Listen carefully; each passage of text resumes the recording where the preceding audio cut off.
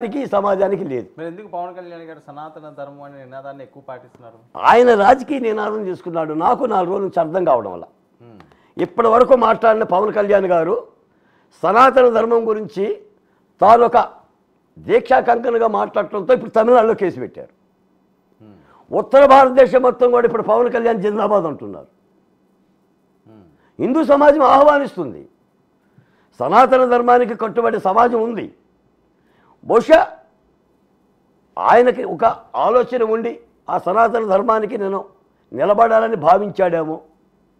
ఇప్పుడు మారను స్టాలిన్ వ్యతిరేకంగా మాట్లాడిగా సనాతన ధర్మానికి వ్యతిరేకంగా గతంలో ఒక ఏడాది క్రితం ఇదే చర్చ జరిగితే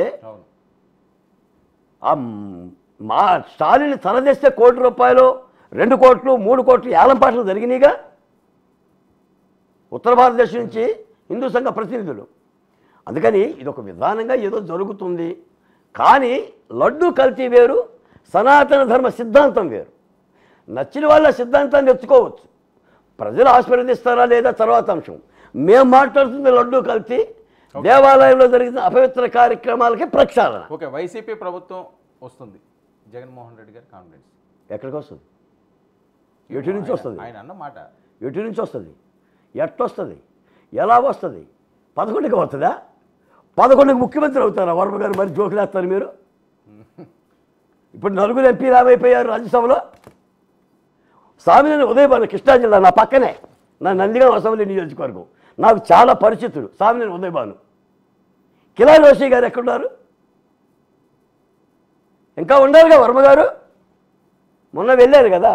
అసలు 11 మంది ఉంటారో పోతారో అనే పరిస్థితి ఉంటే. అందుకని ఒక విజయాన్ని గట్టిగా నిలబెట్టుకోలేకపోతే రాజకీయ కుదుపులు ఎలాగనే ఉంటాయండి. అది వైసీపీనే కాదు. ఇప్పుడు 23 వచ్చినప్పుడు కూడా చంద్రబాబు నాయుడు గారు కూడా చాలా కలత చెందాడు.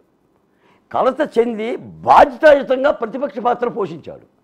ఇప్పుడు మాలాంటి వాళ్ళని చెప్పేది కూడా జగన్మోహన్ రెడ్డి గారికి బాధ్యతాయుతమైన ప్రతిపక్ష పాత్ర పోషించండి. మిమ్మల్ని ఎవరు కించపరచరు.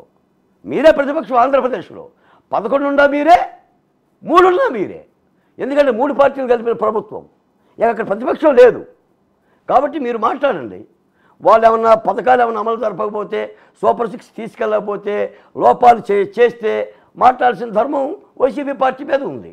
అలా విశ్లేషణాత్మకంగా సమర్థవంతంగా గతంలో చేసిన తప్పిదాలు ఉంటే సరిదిద్దుకొని ముందుకు పోతే ప్రజాస్వామ్యంలో కాస్త చూడటానికి ఆస్కారం ఉంటుందండి. ఒక విధంగా ఇందాక మీరు ఏదో మాట అన్నారు.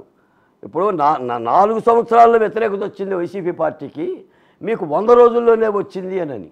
4 సంవత్సరాల తర్వాత వైసీపీకి వ్యతిరేకత రావడం కాదు, 4 ఏళ్ళు వచ్చింది. ఎన్నికలు 4 ఏళ్ళ తర్వాత వచ్చింది. కరోనాలో కూడా ఏమి ఇచ్చాడు? గుడ్డ పీలికలు ఇచ్చాడు. 3 రూపాయల 50 పైసలతో 3 గుడ్డ పీలికలు ఇస్తే ఆ టైలర్కి డబ్బులు ఇవ్వాల. స్టిల్ మీరు కనుక్కోండి. రాజశేఖర్ గారు నిజమా? ఏమంటే పారాసెటమాల్ టాబ్లెటే కదండి మేము వేసుకుంది. అడగండి రాజశేఖర రెడ్డి గారి ఇంటికి ఎన్ని వచ్చినాయి మాస్కులు?